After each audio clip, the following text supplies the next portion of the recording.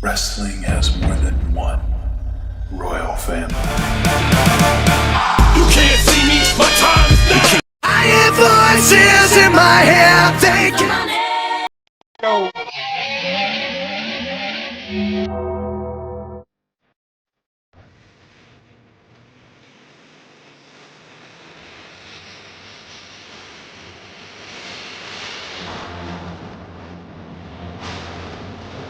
তো চলো শুরুতেই দেখে নিই যে কালকের মানডে নাইট ড্রয়ের জন্য কী কী অফিসিয়াল করা রয়েছে। তো সেথ রলিন্সকে অ্যাডভার্টাইজ করা আছে, অবশ্যই সেথ রলিন্সকে তো মনে হচ্ছে ব্রন ব্রেকার এসে অ্যাটাক করবে, ওই করতেই তো অ্যাডভার্টাইজ করে রাখে। তো চ্যাট গেবারের একটা সেগমেন্ট দেখতে পাবো। আর এখানে ওবাফেমি অ্যাপিয়ার হচ্ছে, হ্যাঁ ওবাফেমি অ্যাপিয়ার হচ্ছে তখন তার সামনে এই জগতের সব থেকে বড় wrestler greatest of all time Zeus অবশ্যই আসবে, কারণ তার সাথেই তো ফাইনাল হবে। আর ওবাফেমির সামনেই ওই ছাপড়িগিরি আমরা দেখতে পাবো। আর হ্যাঁ অবশ্যই এটা তো ভুলেই গেছিলাম যে ওবাফেমির যেমন ব্রক লেসনারের সাথে স্টোরি লাইন চলছে, তেমনি তো জেউসোর সাথে আবার এলে নাইটের স্টোরি লাইন চলছে। তাহলে অ্যাকচুয়ালি হবেটা কি, জেউস ওবাফেমি যেই জিতুক কারোরই কপালে সুখ জুটবে না, এটা খুব ভালো করে বুঝতে পারছি। তারপর লিভ মর্গান আসছে, লিভ মর্গান তো অবশ্যই এসে বলবে যে আমি ডাবল চ্যাম্পিয়ন হব।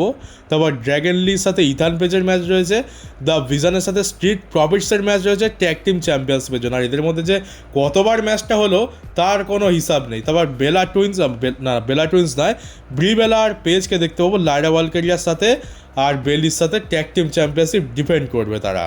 আর এই ম্যাচের মধ্যে লাইরা ওয়ালকেরিয়া আর ব্রি বেলাকে তো খুবই ইগনোর করা হবে, কারণ পুরো ফোকাস থাকবে বেলি আর অবশ্যই পেজের ওপরে।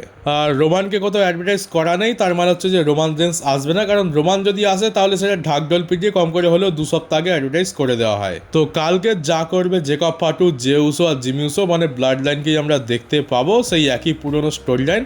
সম্ভবত ওভার এগেনস্টে আমরা হয়তো ব্লাড লাইনকে দেখতে পেতে পারি। জিমিউসো তো থাকবে একেবারে কনফার্ম, যে ওবাফেমির এগেনস্টে যখন জেউসো যাবে ওই সেগমেন্টের মধ্যে জিমিউসো তো থাকবে, কিন্তু জেকব ফাটু কি করবে বলা মুশকিল, কারণ জেকব ফাটু এখন আবার এদের কথা শুনতে চাইছে না। আর তোমাদেরকে একটা ফটো দেখায়, ফটোটা বেশ ভাইরাল হচ্ছে। তো স্যামিজেন যে গান্থারকে চর মেরেছিল, চরটা তো ভাই খুব দারুণ মেরেছে, মানে একটু বাঁচিয়ে মারতে হয়, দেখে মনে হবে যেন আসল, কিন্তু আসল নয়, ওইটা স্যামিজেন মানেনি, একেবারে সপাটে চর ঝেড়ে দিয়েছে। অ্যাকচুয়ালি চরটা হয়তো টাকলাকেই মারতে চেয়েছিল, কিন্তু টাকলাকে তো মারতে পারবে না, তাই টাকলা সন্সকেই ঝেড়ে দেয়, যে এদের জন্যই আমার অপরচুনিটি খেয়ে বসে রয়েছে। আর ডাব্লিউডব্লিউই কিছু নাম ট্রেডমার্ক করেছে, আমরা টোটাল 4টে নাম দেখতে পাচ্ছি। তো দেখতে পাচ্ছ প্রথম নাম হচ্ছে ভেন্টা, তারপর হচ্ছে ভেন্টা দ্য আননোন। আমার মনে হচ্ছে এই ভেন্টা দ্য আননোন এটা গিমিকের নাম হতে পারে, মানে এটা কারোর গিমিক। অরিজিনাল যে আছে তার নাম হচ্ছে ভেন্টা, আর তার গিমিক হবে ভেন্টা দ্য আননোন নামে, মানে তাকে কেউ চেনে না, কোথা থেকে এসছে কেউ জানে না, ওই যেমন টমাস জাম্পা দ্য সাইকো কিলার রয়েছে ওরকম টাইপের। তারপর রয়েছে কেলি কুইন, তারপর রয়েছে মিলস জোভিক। আর এর মধ্যে কেলি কুইন যে রয়েছে সে কে হতে চলেছে সেটা রিভিল হয়ে গেছে। তো তোমাদেরকে কদিন আগে একটা নতুন রেসলারের ফটো দেখেছিলাম, যার নাম হচ্ছে মেগান ওয়ালকার, একে এনএক্সটি ব্র্যান্ডের ওপর সাইন করা হয়েছে। এই যে ফটো দেখে তো বুঝতেই পারছো কি দারুণ রেসলার। অ্যাকচুয়ালি একে ব্লেক মনরোর জায়গাতেই আনা হচ্ছে, কারণ কাউকে দিয়ে তো কাজ চালাতে হবে। তো ওই কেলি কুইন নামটা ইনি ইউজ করবে, আর এ নিজেই কনফার্ম করেছে যে হ্যাঁ ওই নামটা তার জন্যই ট্রেডমার্ক করা হয়েছে আর সে ইউজ করবে। আর রিসেন্ট টাইমে আমরা এনএক্সটির ভিউয়ারশিপের যা হাল দেখেছি, একেবারে 5 লাখের নিচে চলে গেছে, 4 লাখের কাছাকাছি চলে গেছে। তো সেই হিসাবে তো এদেরকে আনতেই হবে। আর আমি তো ভ্যালেন্টিনা রোজি কবে আসবে সে তার জন্য ওয়েট করছি, কারণ তার যা ভাই ফটো দেখেছি, তাকে আনলে তো বাবাল হয়েই যাবে। মানে বিশেষ করে এনএক্সটি তো সিমদের জন্যই চলে, আর ওকে আনলে সিমরা একেবারে ফেটে পড়বে। তবে এই মেগান ওয়ালকারও কিছু কম দেখতে পাচ্ছি না, মানে সত্যি মানতে হবে এই শন মাইকেলস দেখে দেখে জোগাড়ও করে একজনকে। নিকি ব্ল্যাকহার্ট, মেগান ওয়ালকার আর ভ্যালেন্টিনা রোজি কিছুদিন পরই চলে আসবে। তো এই 3জন মিলে এনএক্সটি ব্র্যান্ড কাঁপাবে, আর এবার দেখা যাক রেটিংসে কিছু লাভ হয় কিনা। তবে হ্যাঁ, এই যে 3জনের নাম বললাম, এরা যদি 3জনে একসাথে রিংয়ের মধ্যে কোনো প্রোগ্রামে থাকে, তাহলে কমেন্ট্রি টেবিলে বুকাটির কি হাল হবে তা তো বুঝতেই পারছি, মাথায় একেবারে সাদা তরল উঠে ভর্তি হয়ে যাবে। আগে শুধুমাত্র স্টেফনি ম্যাকারকে দেখেই একেবারে উতলে উঠতো, আর এখন তো এত কটা একসাথে দেখতে পাবে। আর এবার তোমাদেরকে একটা ফটো দেখা, এটা তো তোমরা স্ম্যাকডাউনেতে দেখেইছো যে কীরকম বিচ্ছিরি একটা ডাউনফল এসছে দ্য মিজের এখন এত খারাপ দিন চলে এসছে যে জোকার ড্যান হাউজেন, যে নিজেকে ভ্যাম্পায়ার বলে দাবি করে, কিন্তু ও একটা জোকার ছাড়া আর কিছুই নয়। তো তার কাছে এক্সপেরিমেন্টের একটা প্রপ হয়ে রয়েছে, যেটাকে দেখে খুবই আনরিয়ালিস্টিক লাগে।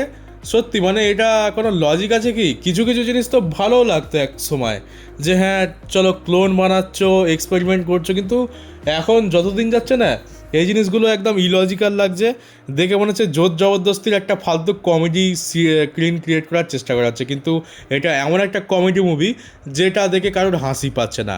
আর মিসকে এখন এইরকমভাবে ইউজ করা হচ্ছে, মাথায় একটা থার্মোকলের থালা বাটি না কি করে দিয়েছে, যে বাটিতে আমরা ঘুগনিকে ফেলে দিই রাস্তায়, সেরকম টাইপের কিছু পরিয়ে দিয়েছে।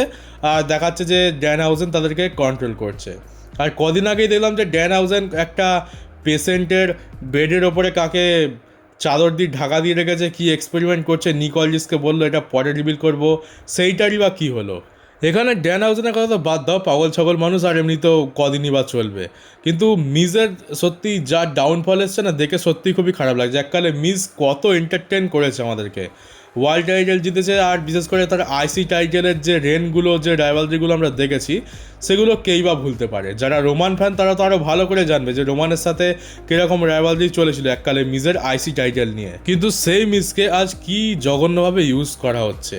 আর ড্যান হাউজেন একটা জোকার, আর তার সামনেও মিসকে জোকার লাগছে। মানে আমি তো বলবো ড্যান হাউজেনের থেকে হাজার গুণে ভালো হচ্ছে লিওরাস। কম করে তাকে দেখে লজিক্যাল তো মনে হয়, লিওরাস যে কাজগুলো করে সেগুলো দেখে তোমাদের মনে হবে যে হ্যাঁ এর পেছনে লজিক আছে। লিওরাসের ওরকম টাইপের ক্যারেক্টার, ওর মেন্টাল প্রবলেম রয়েছে, আর ওগুলোই করা স্বাভাবিক। কিন্তু ড্যান হাউজেন তো ভাই জোর জবরদস্তি কমেডি করার চেষ্টা করছে, যেটা তার দ্বারা হচ্ছেও না। ওই প্রথমে একটু চলেছিল ব্যাস, তারপরে হয়ে গেছে স্যাম্পুসেস, টাকলারও স্যাম্পুসেস আর ড্যান হাউজেনেরও স্যাম্পুসেস। যাদেরকে কমেডি করার জন্য রাখা হয়েছে তারা তো কমেডি করতে পারছে না। তবে আমাদের সেমাস কিন্তু ভাই ভালোই কমেডি করছে। সেমাসকে দেখে নাও, সেমাসের কদিন আগে একটা ফটো দেখেছিলাম যে জিমেতে ট্রেনিং করতে গিয়ে মাথার উপরে কোনো ভারী জিনিস হয়তো পড়ে গেছে, কিংবা মাথাটা গিয়ে কোথাও লেগেছে, যার ফলে মাথা অনেকটা বেশি ফেটে গিয়ে রক্ত বেরোচ্ছিলো, একেবারে চারিদিকে রক্তে ভেসে যাচ্ছিলো।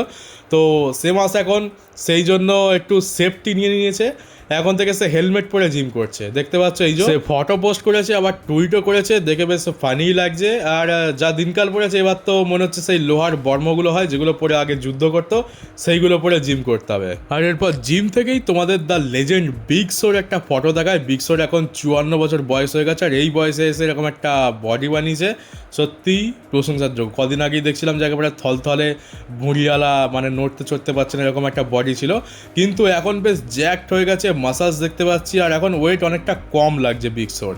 আর কদিন আগেই বলেছিল যে আমি আবার সেই রেসলিংয়ে একটা ম্যাচ লড়তে ফিরবো, মানে ওটা এমনি প্রফেশনাল রেসলিংয়ে যেরকম রেগুলার লড়ে ওরকম নয়। বিগ শো জাস্ট বলে দিয়েছিল যে আমার তো ক্যারিয়ারে আর কিছু করার নেই, আমি জাস্ট ওই মজা করার জন্যই একটু লড়তে চাই আর কি। যেমন আমরা স্টিংকে মাঝে মাঝে ক্যামিও রোল প্লে করতে দেখতে পাই, সেরকমই এইডব্লিউতে কোনো একটা ক্যামিও রোলে হয়তো বিগ শো থাকবে। আর সেই জন্যই দেখতে পাচ্ছি এখন সে খুব মনোযোগ দিয়েছে তার ফিজিকের ওপরে, খুব ভালো করে ট্রেনিং করেছে। আর এতদিন পর আমরা তার এরকম একটা শকিং ট্রান্সফরমেশন দেখতে পাচ্ছি, তো মানতে হবে সে পরিশ্রম তো করেছে এতদিন ধরে, আর সে সত্যি তার পরবর্তী কাজ নিয়ে খুবই সিরিয়াস। এটা ঠিক যে সে রেগুলার কোনো ফুল টাইম রেসলারের মতো রেসলিং তো করবে না, সে তো অনেকদিন আগে রিটায়ারমেন্ট নিয়ে নিয়েছে, তবে যেটুকুই করতে আসছে খুবই সিরিয়াসভাবে সে করতে চায়। আর অ্যাকচুয়ালি বিগ শো এরকমভাবে দেখে খুব ভালোও লাগছে। আর তোমরা বাঁদিকেও দেখতে পাচ্ছ বিগ শোর প্রায় 30 বছর আগের ফটো, যখন 24 বছর বয়স ছিল তখন বিগ শো এরকম ছিল, আর 30 বছর পর বিগ শো এখন এইরকম হয়েছে। আর এখন তো একটা ট্রেন্ড হয়ে গেছে যে যার যত বেশি বয়স হয়ে গেছে সে তত ভালো বডি বানাবে। ক্রিস জেরিকো বলো, এজ বলো, কিংবা বিগ শো বলো, আবার CM পাঙ্কও রয়েছে, সকলেই কিন্তু বুড়ো বয়সে বেশ ভালোই বডি বানাচ্ছে। এদিকে জুয়ান রেসলারদের দেখে মনে হয় তারা অপুষ্টির শিকার। আর এর পরে নিউজটা চ্যাড গেবালকে নিয়ে রয়েছে, আর নিউজটা আসছে রাসেল বোর্ডস আর ফাইটফুল সিলেক্টের তরফ থেকে। এবারে চলো নিউজটাকে বলে দিই, তারপর আমি তোমাদের এর অ্যাকচুয়াল মানেটা কি সেটা বলি। তো এমনটা নিউজ আসছে যে সামার স্ল্যামেতে চ্যাড গেবালের জন্য নাকি খুবই বড় প্ল্যান রয়েছে, আর তাকে হিউজ পুশ করা হবে এমনটা জানা যাচ্ছে। এবারে আসল কথাটায় আসি, তো দেখো এইটাতে আমার মনে হয় না অতটা বেশি বিশ্বাস করার কিছু আছে। হ্যাঁ, দেখে তো বুঝতে পারছি যে চ্যাড গেবাল খুবই ওভার, এখন সে খুবই ভালো কাজ করেছে, ফ্যান্স তরফ থেকে ভালো রিয়াকশান পাচ্ছে, মোটামুটি WWE তাকে একটু ভালো মতো ইউজও করছে, আর তাকে কার্ট অ্যাঙ্গেলের মতো ইউজ করা উচিত। এটা তো একদম স্বাভাবিক, কিন্তু কতটা যে তাকে ইউজ করবে সেটা একটু সন্দেহের বিষয়। কারণ আমরা এর আগে তো এটা কম দেখিনি, আমরা প্রত্যেক বছরই নিউজ পাই যে এই ড্রু ম্যাকিন্টায়ার খুব বড় পুশ পাবে, তারপরে স্যামি জেন খুব বড় পুশ পাবে, ফাইনালি তাকে সম্মান দেওয়া হবে, ফিন বেলার পুশ পাবে, আরও না জানি কতজন রয়েছে তাদের তো নামও মনে পড়ছে না এখন। কিন্তু তাদের সাথে কি আদৌ কিছু হয়েছে? তো চ্যাট গেবালের সাথেও আমরা সেটাই দেখতে পাচ্ছি। একসময় স্যামি জেনও খুবই ওভার ছিল, তারপর ফিন বেলারও ওভার ছিল, অনেকেই ওভার ছিল, কিন্তু তারা তা সত্ত্বেও কেউ পুশ পায়নি।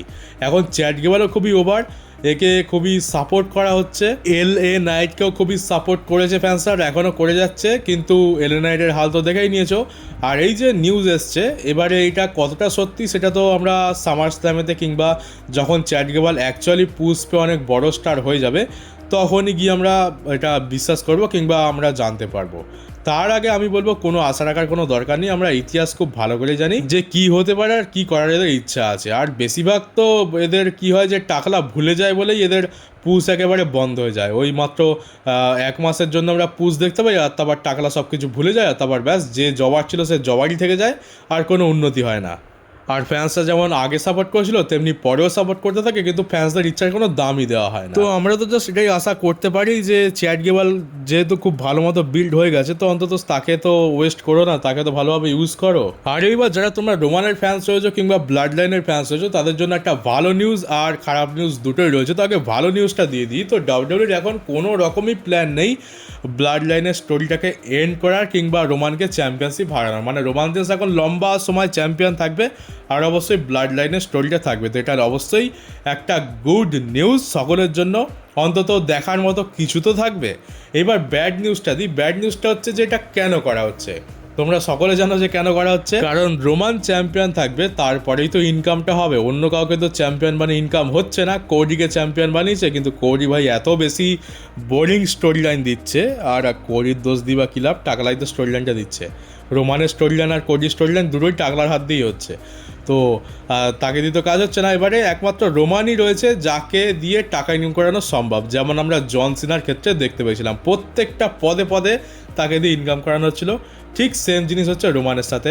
এবার রোমান যদি চ্যাম্পিয়নশিপ হেরে যায় অবশ্যই রোমান দেশকে তো বেশি দেখতে পাবো না, আর চ্যাম্পিয়নশিপ হেরে গেলে ভ্যালুটা একটু কমে যায়, তার ফলে ইনকাম কমে যাবে। তো রোমানকে এখন চ্যাম্পিয়ন রাখবে ইচ্ছা করে, যাতে তার থেকে ইনকাম করানো যায়। আর অবশ্যই ভিউয়ারশিপ বাড়ানোর জন্য আর ইনকাম বাড়ানোর জন্য এই ব্লাড লাইনকেও রাখা হবে, কারণ ব্লাড লাইনের নাম করেই এখন চলছে সব কিছু। আর অবশ্যই ব্লাড লাইনের স্টোরিটাও এন্ড হবে না, কারণ ব্লাড লাইনের তো আমরা জানি লেগেসি কীরকম। ব্লাড লাইন আর রোমান রেন্সের চ্যাম্পিয়নশিপটাই তো মেন ছিল, যেটা দিয়ে ডাব্লিউডাব্লিউ এত বেশি বিজনেস করেছে। তো কেন বেকার বেকার এই জিনিসটাকে শেষ করতে যাবে? ইউজ করছে যখন করে যাক। এবারে আরও একটা খারাপ দিক আসছে যে আমরা কিন্তু ব্লাড লাইনের স্টোরির যে মেন জিনিসটা ছিল, যে আমরা নতুন নতুন লেয়ার দেখতে পেতাম, যেটা আমাদেরকে সবথেকে বেশি এন্টারটেন করতো, সেইটা কিন্তু টাকলার পক্ষে করা একদমই সম্ভব নয়, তার অকাতের বাইরে। এবার সেই পুরনো স্টোরি লাইন রিপিটেড হচ্ছে। আমরা দেখতে পাচ্ছি কি সেই ব্লাড লাইনের মধ্যে ঝামেলা, ওর অর্ডার মানতে চাইছে না, যেমন সোলো সিকোবা অর্ডার মানতে চাইতো না উসোসের, তেমনি জেকব ফাটু অর্ডার মানতে চাইছে না। তারপরে ব্লাড লাইনে সেই একই স্টোরি লাইন চলছে, আমরা 2021, 22, 23, 24 দেখতে পেয়েছি, সেটাই আমরা এখনই দেখতে পাচ্ছি। কোনো আলাদা কিছু নেই। নতুন লেয়ার ফ্যান্সরা ডিমান্ড করছে, সেই নতুন লেয়ার নেই কোনো। আর এইটাই একটা খারাপ প্রভাব পড়বে। ধীরে ধীরে কিন্তু ব্লাড লাইনও বোরিং ফিল হতে শুরু করবে। আর রোমানের টাইটেল রেঞ্জ, যেটা আমাদেরকে সেই ওই যে 4 বছর ছিল 2020 থেকে 2024 পর্যন্ত, স্টোরি লাইনে সব কিছু অত ভালো হওয়া সত্ত্বেও এটা বেশিরভাগ 90% ফ্যান্সদের বোরিং ফিল হচ্ছিল। আর অবশ্যই তার জন্য আমরা উই ওয়ান্ট কোডি দেখতে পাই। রোমান যখন হেরে যায় তখন তো লোকের খুশির ঠিকানা থাকে না, সকলে খুশিতে কেঁদে ফেলেছিল, আর সকলে আনন্দ করছিল যে ফাইনালি রোমান হেরে গেছে। তো হ্যাঁ, ওর মধ্যে আমিও ছিলাম, আমিও খুবই খুশি ছিলাম যে ফাইনালি রোমান 4 বছর পর হারলো। তো ভাবো, তখন ওইটা শুধুমাত্র স্টোরি লাইন ভালো ছিল, কিন্তু ওটা 4 বছর চলেছিল বলে আমাদের অত বেশি বিরক্তি লাগছিল, মানে আমরা দেখতে চাইছিলাম না। তো কিন্তু এইবার হবে আরও খারাপ জিনিস, কারণ এবারে সব কিছুই একেবারে ডিফারেন্টভাবে চলছে। এবারে তো আমরা তেমন লজিকও পাচ্ছি না। তোমরা দেখে নাও যে ব্লাড লাইন অ্যাকচুয়ালি হচ্ছেটা কি। আমরা দেখতে পাচ্ছি যে ব্লাড লাইনের তেমন কোনো ডাইরেকশান নেই, ব্লাড লাইন আছে, কিন্তু তাদের মধ্যে একটু ঝামেলা রয়েছে। যে উসো লিডার না রোমান রেন্স লিডার, এটা বড় আজব সিন লাগছে। রোমানের মতো রয়েছে, যে উসোর মতো হুকুম চালাচ্ছে।